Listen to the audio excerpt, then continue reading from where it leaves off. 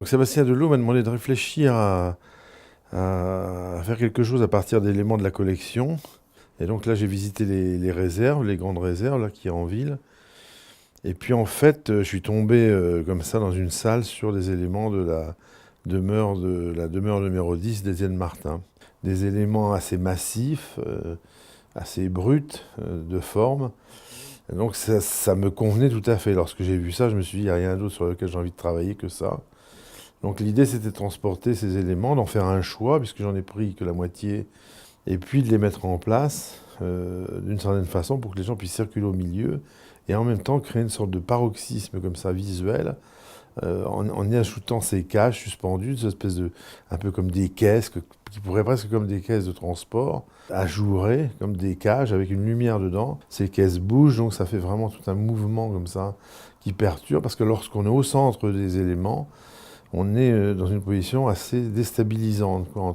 Et j'ai rajouté à ça donc ce son d'oiseau, comme un oiseau enfermé dans une cage, et qui produit vraiment un battement d'ailes assez inquiétant, qu'on a retravaillé avec Jérôme Knox, qui est mon collaborateur au niveau du son dans mon travail, sur ces questions de l'enfermement, sur ces questions de l'aliénation physique, mentale, de la protection, enfin, de la menace.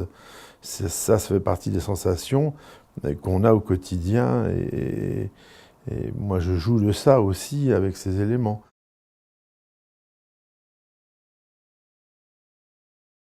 Là, j'ai visité les réserves, les grandes réserves là, qu'il y a en ville. Et puis en fait, je suis tombé comme ça dans une salle sur des éléments de la demeure numéro 10 d'Étienne Martin, qui était démantelée, quoi, qui était désassemblée. Et là, j'ai vraiment flashé là-dessus et trouvé que c'était extraordinaire d'avoir ces éléments comme ça qui deviennent assez abstraits, alors que la sculpture par elle-même est entre figuration et abstraction, et que là, tout était démembré, ça devenait presque comme des ossements géants, un peu, comme des rochers, comme ça, comme vraiment des fragments, et qu'Étienne Martin est un artiste, moi, que j'aime depuis très longtemps, que j'apprécie, enfin, qui est un peu à part, assez méconnu, mais qui m'a toujours intéressé sur l'idée comme ça de l'enveloppe, donc ces parures, les chasubles comme ça, qui enveloppaient comme l'histoire des demeures, c'est-à-dire quand même des éléments assez massifs, assez bruts de forme. Et donc ça me convenait tout à fait. Lorsque j'ai vu ça, je me suis dit, il n'y a rien d'autre sur lequel j'ai envie de travailler que ça.